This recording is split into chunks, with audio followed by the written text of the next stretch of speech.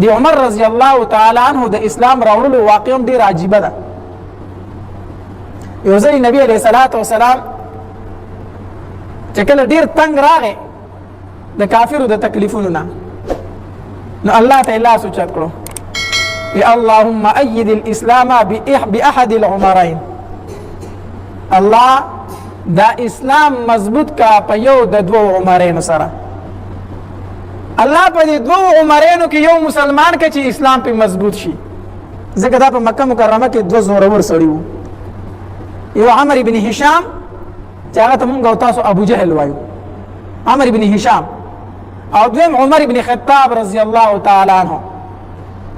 الله په دې دوه عمرینو کې یو عمر مسلمان کې چې اسلام په مضبوط شي، ځکه دا دوه ډیر زورور دي او مونږ ته ډیر زیات تکلیف دی.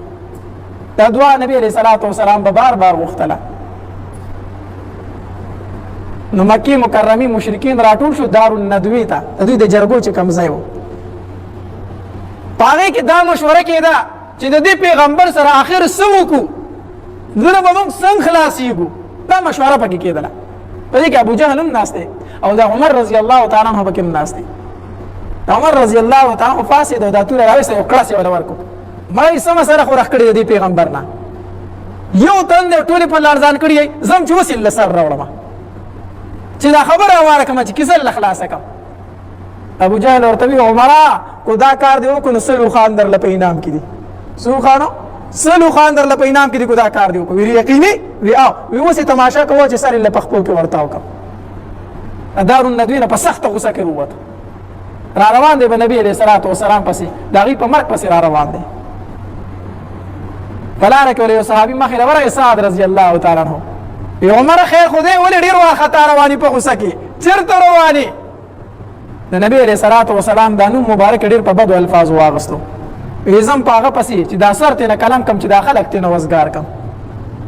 سعد رضی الله تعالی عنہ ته وویلو، وی عمره دا نشي کولی، دا نشي کولی، ته ولې نشم کوی؟ بس نشي کولی، هغه ته نږدې کېدی هم نشي. نو وی ښه، وی ګویې چې تم صحابي شوی دغه ملګری شوی کو، تم بېدینه شوی، خپل د پلار نیکه دین دې پرېښی دغه ملګری شوی کو. سعد رضی الله تعالی عنہ ته وفرمایل، وی او زم دغه ملګری یم، د دې ځای نه ته زما نه قدم هم نشې اړولی په هغه پسې. عمر رضی الله تعالی عنہ پې توره راویسته، وی چې ړومبی ستا کار تمام کم نو وروسته به په هغه پسې ځم. چې د پې توره واړوله، سعد رضی الله تعالی عنہ تورې ته لاس کو. قریبه دا وه چې په یو بل ګزارونه کړی وی، خو د سعد رضی الله تعالی عنہ د خولې نه یو خبره ووته، وی عمره ما او زما محبوب صلی الله علیه وسلم پرېږده، خو د خپل کور فکر دې وکړه، پیغور یې ورکړو، د خپل کور فکر دې وکړه، ستا هغه اوښې او غوښور خو دې مسلمان شوي دي،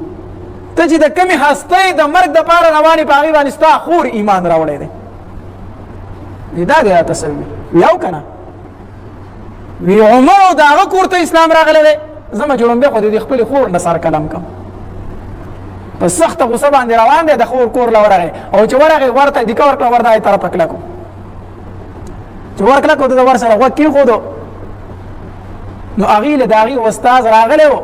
او قرآن یې ورته ښودو. د عمر رضی الله خور چې کوم دی، هوښی چې کوم دی، یو صحابي دی، استاذ یې دی، هغه راغلی دوی ته قرآن ښایي. د چې د قرآن اوازونه واورېده، او دا خبره خو رښتیا ده، هغه خو یقیني مسلمانان شوي دي. د تورې دا موټی چې دی په دې باندې را کېښودل په دې دروازه، یې ور کولاو که، خور یې پوه شه چې ورور مې راغی، پوه شو راباندې. نظر یې هغه استاد چې و هغه ته وایي ته کوټې ته لاړ شه، ته پټ شه. هغه هم وویرېده چې عمر راغی، نو هغه ډایرکټ کوټې ته ننوته او د کټ ته لاندې پټ شو. وی ته مېلمه یې او زه یې خور یم او دی وښی دی، که زموږ سره یې هر څه وکړه، خو ته پردی سړی ته پټ شه. هغه یې پټ کو او دا خور یې راله ور یې ورته کولاو کو، چې ور یې کولاو کو، د په دې اوښي باندې ورمنډه کړه، د مرۍ نه یې ونیو او د تورې په دې موټي پې را کېښودل. تا اسلام راوړی دی.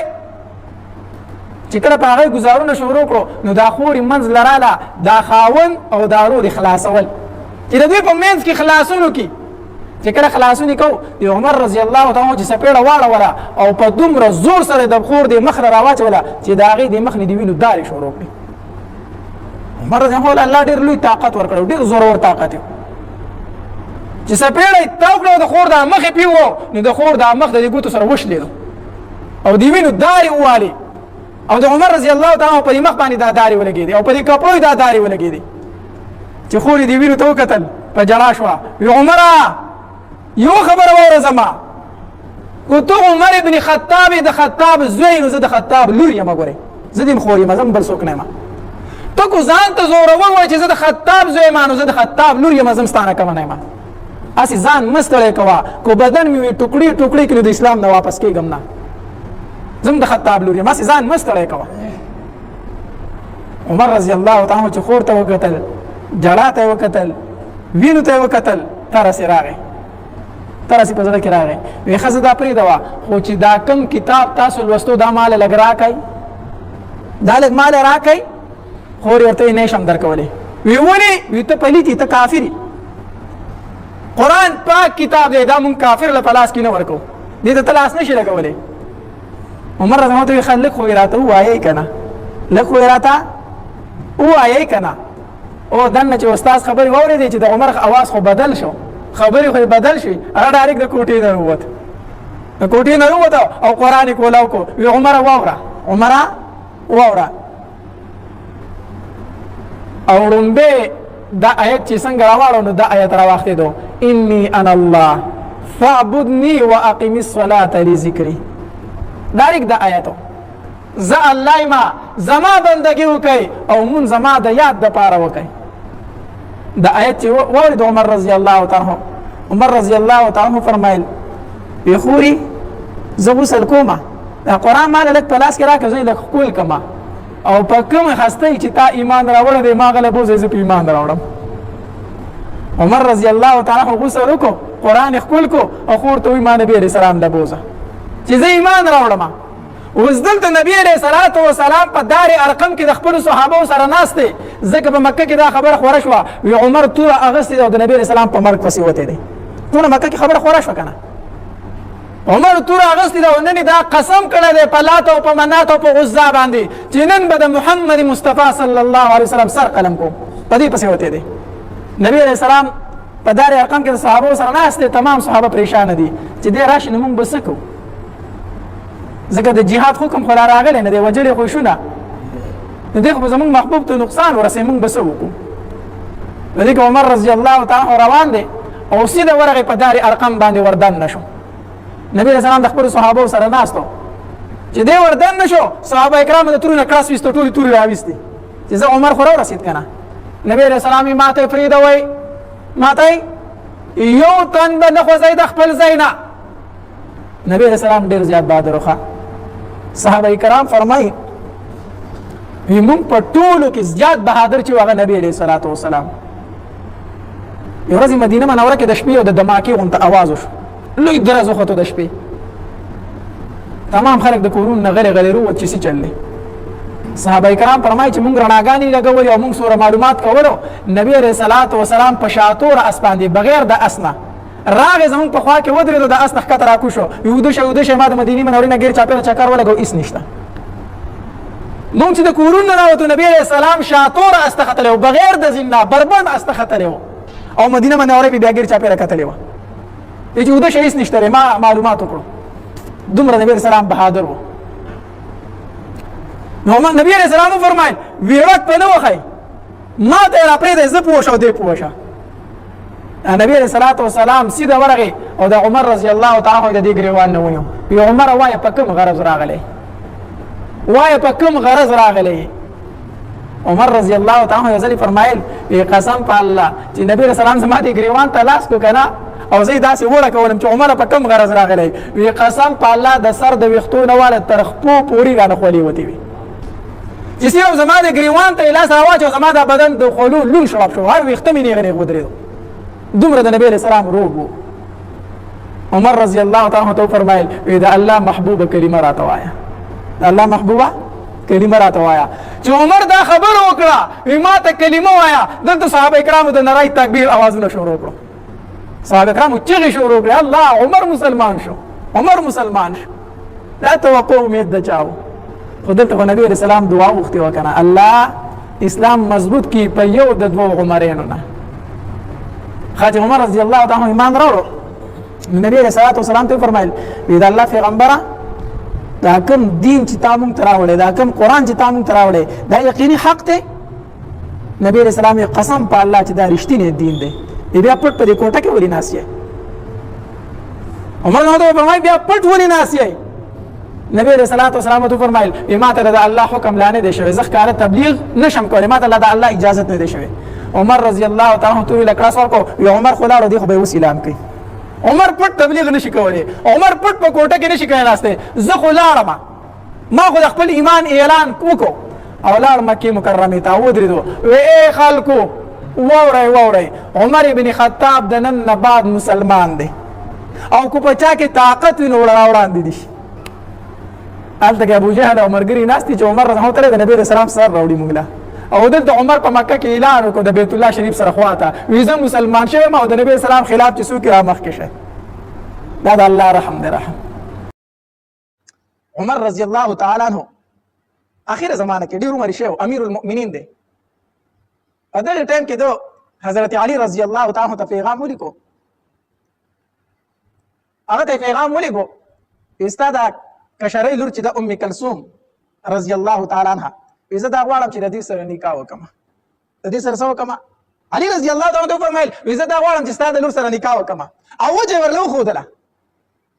یا اگر چې زما عمر زیات دی او د دې عمر ډیر کم دی خو نکاح ور سره ځکه کومه چې زما نسب د نبی علیه الصلاۃ والسلام د نسب سره یو ځای شي ځکه ام کلثوم رضی الله تعالی عنها دا د بیبي فاطمه رضی الله تعالی لور وه او بیبي فاطمه د نبی علیه الصلاۃ والسلام لور وه نو زما چې د ام کلثوم نه کم بچی پیدا کیږي هغه د نبی علیه الصلاۃ والسلام نوسی وي نو زه دا غواړم چې زما نسب د نبی علیه الصلاۃ والسلام د نسب سره شریک شي ځکه د دې سره نکاح کول غواړم علي رضی الله تعالی عنہ فرمایي عمر د جنې به خوښ شي زما د لور به خوښ شي اذا ټیک ده زه درلېږم کو ستا خوښ شو نه ام به ماته وای کو خوښ دې نشو ام به ماته وای دا شرعي مسله ده یو سړی د یوې جنۍ سره نکاح کوي نو د هغې مخ ته کتی شي خو د شهوت په نظر به ورته نه ګوري ښه د هغې مخ ته کتی شي خو په دې نیت به ورته ګوري چې آیا دا جنۍ زما مناسب ده او که نه ده صرف په دې نظر به ورته ګوري یو انسان وایي زما په ځان باندې کنټرول نشته خواهشاتو باندې بیا ورله کتل جایز نه دي نو یو هلک دی د یوې جنۍ سره نکاح کوي د هغې مخ لیدی شي نو علي رضی الله تعالی عنہ فرمایل زه یې درلېږم ستا خو هلکه خوښه دې شوه بیا به ماته ووایي نو د خپلې لور ام کلثوم رضی الله تعالی عنها له صادر ورکو دا صادر امیر المؤمنین له اوسه عمر لره هغه ته ووایه چې دا صادر دې خوښ دی که خوښ نه دی صادر هغه له اوسه نو ام کلثوم دا صادر راواغستو او عمر رضی الله تعالی عنه لراله نو چې راله امیر المؤمنین زموږ پلار رالېږلی ما دا صادر یې راکړی دی چې امیر المؤمنین ته ووایه چې دا صادر دې خوښ دی که خوښ دی نه دی بس عمر رضی الله تعالی عنه کې الله تبارک وتعالی ډېره حیا یې شوه ډېر حیا پکې الله یې شوه بس په کار خو دا و چې د هغې مخ ته یې کتلی وی چې دا خو یې رالېږلي زما د لیدو دپاره که نه خو عمر رضی الله تعالی د هغې مخ ته نه شو کتی د خپلې حیا د وجې نه د هغې مخ ته یې نه شو کتی نو د هغې خپو ته یې کتل چې زه د خپو نه به ما ته څه اندازه وشي چې د هغې خپو ته یې کتل که نه بس ام کلثوم چې دا وړه ده عمر کې ډېره کمه ده خو صادر ته ګوري او امیر المؤمنین ته ګوري چې ما ورله راوړی صادر دی او هسې کوي زما خپې صادر ته نه ګوري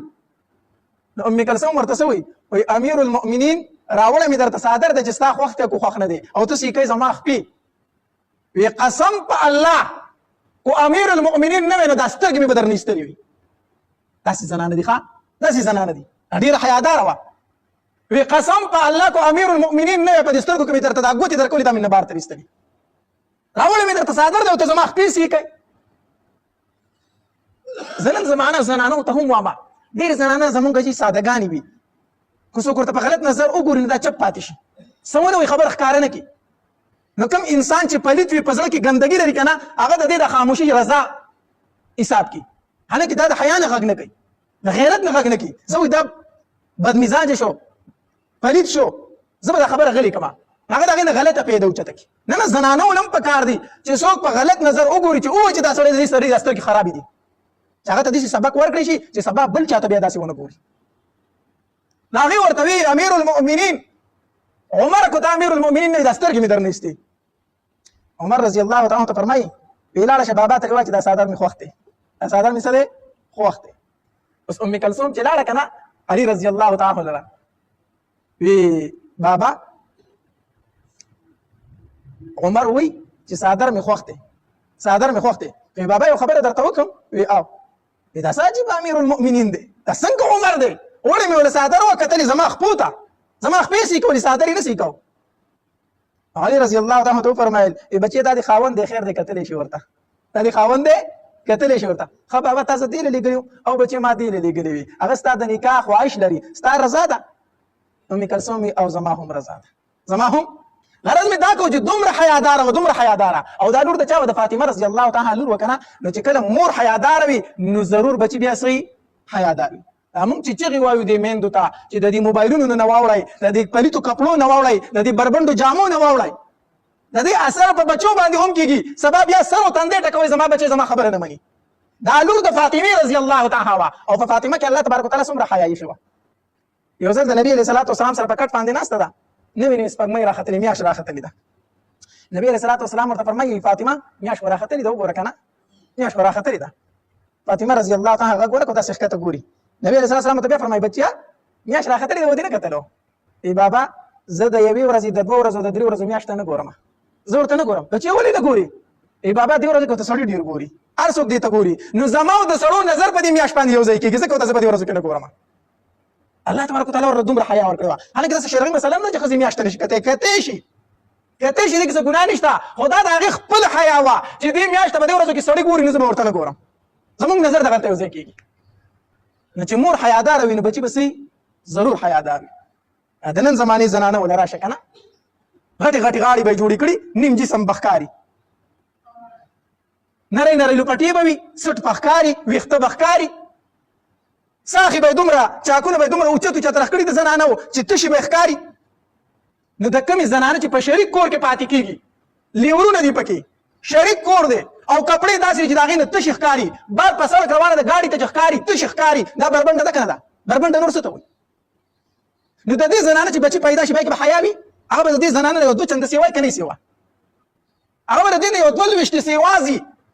د کمې مور چې تش ښکارېدل د کمې مور چې شاته سټ ښکارېدو د کمې مور چې مخې ته مړۍ ښکارېده د دې بچي چې راشي د هغې به د دې نه پورته څوک نه بیا ښکاري ځکه پرورش د دې مور په غېږ کې شوی هغه د دې مور کپړو ته ګوري چې زما مور داسې لباس کوي نو بچي به څنګه لباس کوي دې وجې نه مونږ خپلو خویندو ته وایو خپلو میندو ته وایو الله تبارک وتعالی حسن درکړی دی ښکلا یې درکړې ده دا د خلکو د ښودلو دپاره نه ده درکړې دا ستا د خاوند دپاره درکړې ده دا ستا د خاوند امانت دی په کوم ځای باندې چې د زنانه پردي سړي نظر ولګي دې ښځې خیانت وکړو د خپل خاوند سره د الله سره خیانت وکړو د الله د رسول سره خیانت وکړو د خپل خاوند سره خیانت وکړو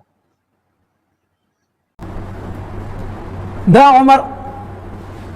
چې کله ایمان راوړو اسلام راوړو هغه تکبر هغه غرور بیا هغه نو بیا عاجزي وه ما درته اوس وي حسن رضی الله تعالی فرمایي وي د اختر ورځ وه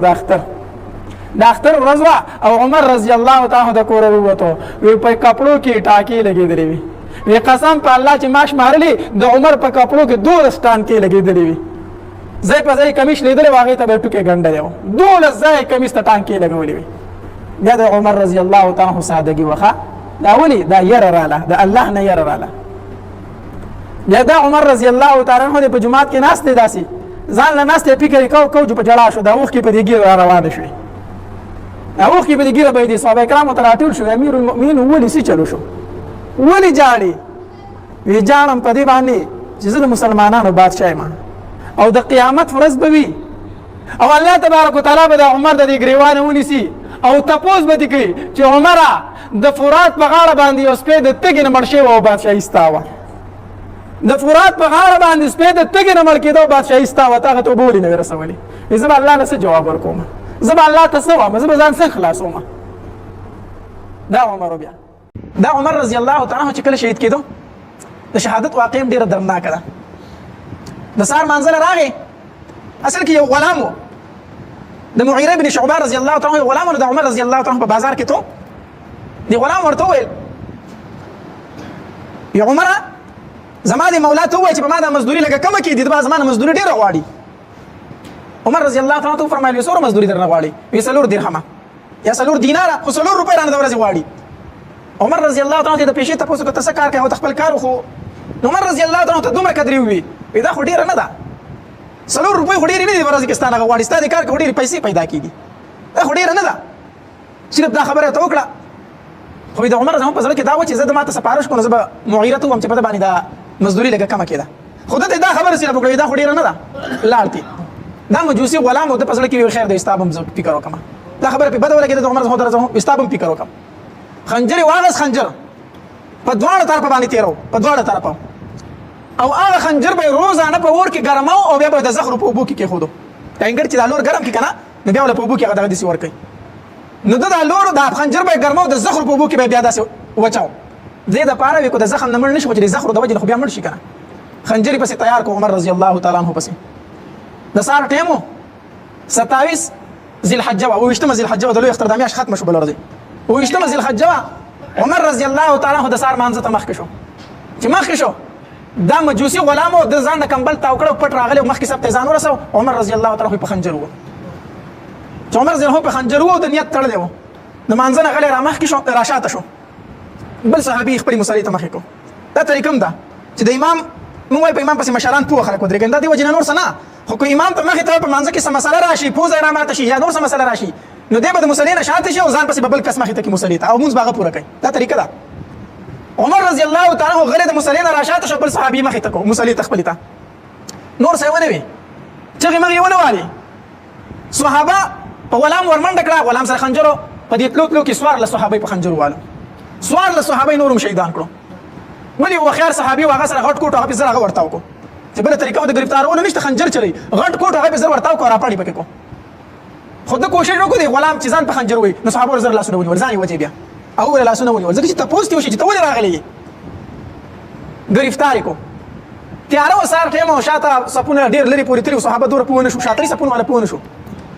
دغه شاته صحابه وي موږ دومره سره پوه شو چې اول اواز د عمر رضی الله تعالی عنہ فقیرت کې ورسته بل صحابي اواز شروع شو دومره پوه شو او دومره پوه شو چې مخ ته سلګ شور غونته وشو نور پوه نشو ځکه صحابه داسې منځ ټیمو دومره ورانه غوینه جوړو د موږ خو باغ ډیر خیال ساتو کنه دا غلام گرفتار کو جیل ته ورتاو کو عمر رضی الله تعالی عنہ کور ته وړو چې کور ته وړو په عمر رضی الله تعالی عنہ بیوش رااله بیوش شو صحابه ولا پي ورکړ په خله کې چې ته پي ور واچول مېدې سره شو په خېټه کې بار تر وبایدل په بار تر وبایدل عمر رضی الله تعالی عنہ فروت طبيب راوست ولا ډاکټر ولا راوست د عمر رضی الله تعالی عنہ لګستر کې وغړې د بیوش نه چې ستر کې وغړې دي کو زمون په شان سره ونی چاله مال ډاکټر راولې زمون شوم نه دا چې غوړې نه وي رومبه تاسو د عمر رضی الله تعالی عنہ دا وې د مون سو شو د مانزه سو شو زه په مانزه والم کنه نو د مانزه سو شو موږ په نیمه کې پاتې شو سره ته ورسېدو صحابه ته نه امیر المؤمنین موږ پوره شو سره ته ورسېدو وی ښه ایمال وبراولای مال وبراکای نو صحابه ولا په جام کې وبراولای کې د شي تګي ځکه چې حالت د ځان کدن د سړی تګي کیږي او به ولا وړي جبه اسکی وینه مال په کوزه کې وبراکای ډیر راکای چې په کوزه کې ولا وبراولای عمر رضی الله تعالی عنہ ما پاسه زاو دس کومه زه او تخواته ولال عبد الله بن عمر رضی الله تعالی عنہ زه وی بابا په دې ټیم کې خدای ته تیمم اجازه شته نو تیمم وخه کړه زاو دس پکې دوره تکلیف کوي عمر رضی الله تعالی وی عبد الله ما ته شریعت مخیا ستانه په دې مسله ډېر خبر وایم زه د نبی رسول الله سره ستانه ډېر پاتې شوم ته مې زه پلار یم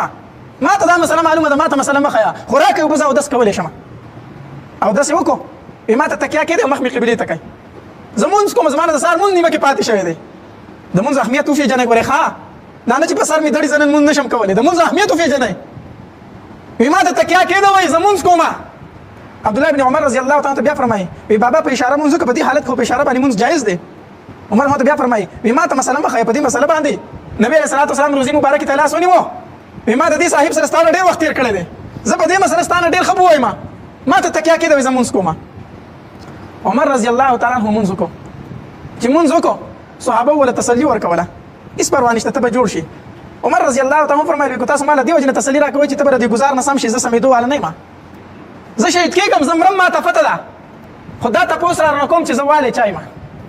چا والم دارات وایي صحابه ورته وی فیروز غلام والی د معیره ابن شعبه کوم مجوسی غلام کافر غلام چې د فیروز نوم دی ابو لؤلؤ باندې مشهور دی هغه غلام والی نو عمر رضی الله تعالی عنہ الحمدلله الحمدلله الله ستاسو لاک شکر دی چې د مسلمان د لاس نه لګیدل دا خبره وکړه الحمدلله شکر دی چې دا انسان د لاس نه لګیدل څوک چې قبله ته مخ کوي ځکه چې څوک مونږ کوي دا ډېر لوی اهمیت دی نو عمر رضی الله عنه فرمایي شکر دی چې هغه سړی نه مال چې څوک ست مخ کوي قبله ته مخ کوي ځکه چې قبله ته مخ کوي مونږ کوي او زوی والم زما د وجه به جهنم ته ځي بیا سره د مونږ بیا جهنم ته ځي نو شکر دا چې کافر دی مسلمان نه دی صحابه وته عمر فانسی کو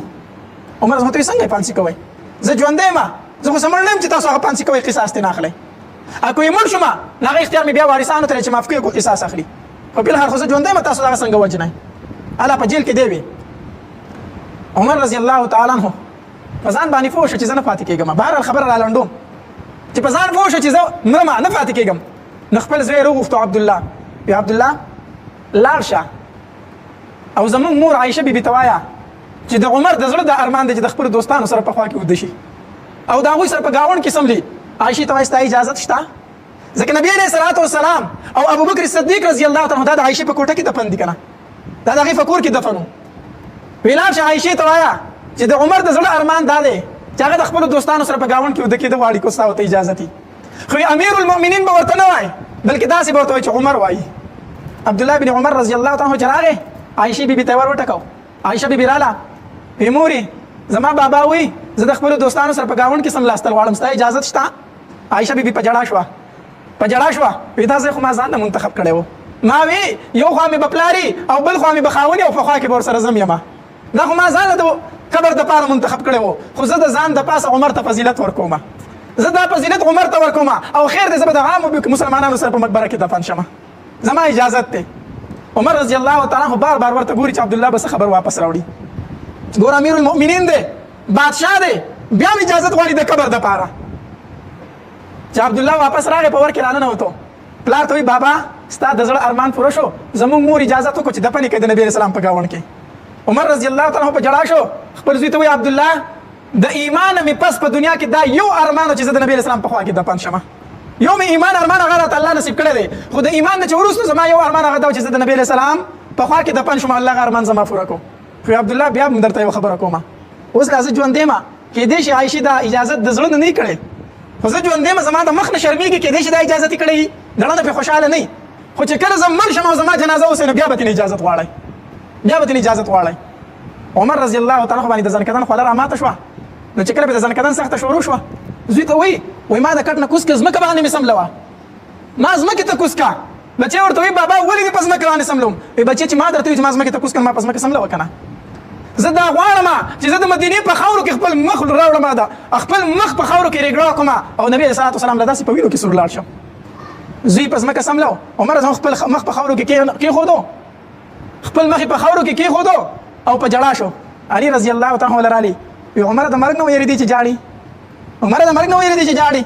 عمر رضی الله تعالی عنہ غلی د مرګ نه یریږم خو د مسلمانانو خلیفہ پاتې شوم او جاړم په دې چې الله رانه د دې مسلمانانو تپوس کې زه جواب ورکوم هغه خلیفۃ المؤمنین چې د مسلمانانو بادشاہ دی په کپړو کې څو ټاکۍ به لګېدلې وي 14 ټاکۍ به په کپړو کې لګېدلې وي 14 ټاکۍ هغه وایي زما سره دا غم دی چې الله رانه د دوی تپوس وکړي نو زه به جواب ورکوم عمر چې نبی علیه الصلاة والسلام فرمایلی د عرفات په میدان کې په لکهو صحابو په مخ کې وی کو زمانه وروسته بل پیغمبر راتلی نو به عمر و زمانه وروسته بل پیغمبر راتلی به څوک و عمر و نبی علیه الصلاة والسلام ورته په ژوند باندې ځای ورکړو وی عمر ته جنتي او د قیامت په ورځ به موږ داسې پاسو چې یو ښی لاس مې به د ابوبکر کې وي ښی لاس به زما ابوبکر نیولی او چپ لاس به زما عمر نیولی په میدان محشر کې به موږ داسې ملګري پاسو دا یې ورته په ژوند دا خبرې کړې وي خو بیا هم عمر جاړي وي زه به الله له څه جواب ورکوم کله چې روح ورکو وفات شو صحابو جنازه راواغسته رالو د عایشې بیبي کوټې خواله بارې کټ کېښودو عبدالله بن عمر را مخکې شو په ژړا شو وی مور بیبي عایشې زما پلار راغله د اجازت غواړي د نبي علیه الصلاة والسلام په خوا کې د آرام ته ورته اجازت ورکوې او که نه ورکوې دا د عمر زما وصیت وکړه وی زما جنازه به هغې نه دننه کوئ چې تر څو پورې ته عایشې بیبي اجازت نه یې کړی نو عبدالله بن عمر عایشې بیبي ته فرمایي وی مور بیبي زما بابا بار تاسو ته جنازه پرته ده خو اجازت غواړي چې زه د نبي علیه السلام په خوا کې سندم ستا ته اجازت شته عایشه بیبي په ژړا شوه خپل څادر یې راواغوسته د ځان نه یې تاو کړه سیټ ته لاړه وی زما ورته اجازت دی دفن یې کوي زما ورته اجازت دی عمر رضی الله تعالی عنہ دفن شو دا نننۍ ورځ چې ده دا ډېره درناکه ورځ ده 1 محرم دا د عمر رضی الله تعالی عنہ د شهادت ورځ ده هغه په دې ورځ باندې شهید شوی و موږ له د دغې خلکو تابعداري پکار ده او د الله په دربار کې به سوال کوو الله موږ هم داسې غونته حاکمان راکړه الله موږ هم مسلمانان یو کمزوري به یو الله موږ هم داسې غونته حکمرانان راکړه چې په وخت د ځنکدن کې ورسره دا غم چې زه به الله له څه جواب ورکوم زما نه به د دې رعایت تفوس کېږي داسې بیانات او واقعات اورېدلو دپاره ماجد اسلامیک سټوډیو 11 چینل سبسکرایب کړئ ګنټې والا نشان کلیک کړئ چې چې همیشه د مولانا هاشمي صاحب په اواز باندې داسې ویډیوګانې داسې بیانات او واقعات ستاسو مهله راځي. کمنټس کې سبحان الله ماشاءالله الحمدلله ولیکئ او خپلو ملګرو سره یې د ثواب په نیت باندې شیر هم کړئ. والسلام.